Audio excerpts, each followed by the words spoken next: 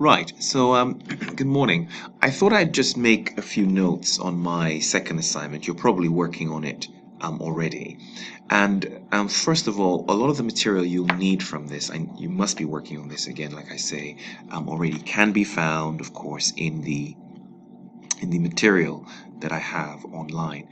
So, if you go into, well, of course, it's in management accounting, and it's very much in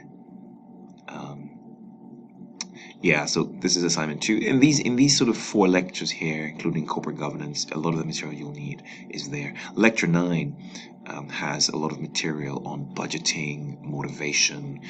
This how this PDF on essential planning tools is useful as well. I'm opening that right now for you to see, and you can sort of see this thing. This literally is the Bible of the assignment. There is literally every single planning tool in here for you to pick and choose, enjoy, totally have fun with. There's so much here. So let me go through the assignment and you can just refer to those. I mean, there's a bit on corporate governance, which you have to also come back to, but at least you have a guide. Right.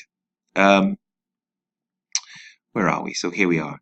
So, oops, let's, no, here we are. We are here. So let's just kind of see what they want. But I'm sure we've talked about this, but let's just sort of, again, just kind of hit this. I want you to define and explain the different methods an organization might use to prepare budgets. So this is a nice budgeting assignment. It's very much, if you like, I'm asking you to discuss the whole top down, bottom up. I'm asking you to look at maybe incremental, zero-based, if you like. Yes, you remember all of this. And that's really where we're really going, because it just says explain the different methods might use to prepare budgets. I don't mind if you tell me a few different types of budgets, um, but of course remember all um, budget definitions. I mean, this question of strategy. Remember, I've highlighted several times that a budget is just a way of communicating strategy. So that's what's really going on there. The behavioral consequences with regards to management is very much a discussion on motivation. So when I say motivation, the question is the purposes. There's several. I think there are 9 purposes of budgets, right? Communication, control, coordination, planning, forecasting, monitoring, and then motivation is one of them.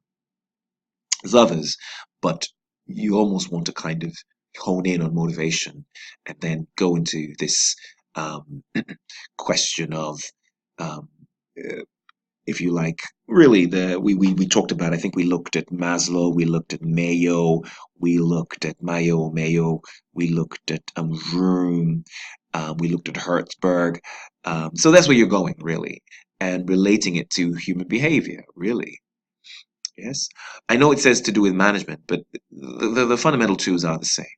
Fundamental tools are the same because think of management as kind of rising through that Maslow hierarchy, if you like. And how would you treat a manager? Um, would you give them more money, or would you give them maybe a position or a car, something along those lines? Now, this is the big one where you're applying. But again, if we picked Tesco, for example, if we did, which I feel most of you will, but it doesn't really matter. Really, we're talking about tools. In the process of budgeting, it's a few planning tools. Now, when we talk about planning tools, we go back to that document that I showed you, which again, like I say, just hosts so many planning tools. I mean, I'm not even going to go. I'm just going to go through through the uh, the index.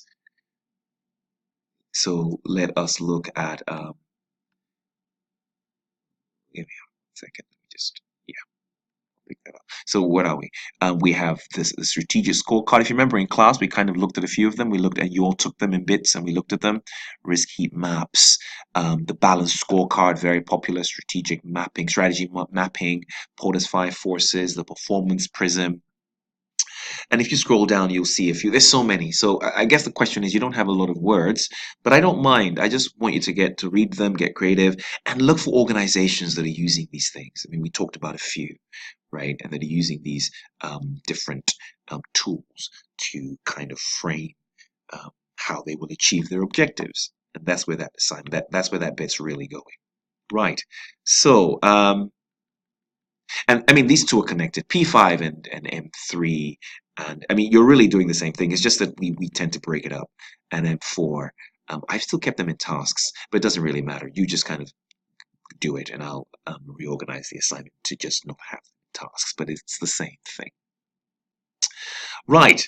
And so you have, so you can see that P5, M3, and M4 are really a flow. So as you kind of talk, you're talking about the same thing. It's just that you're evolving it, if you like, right?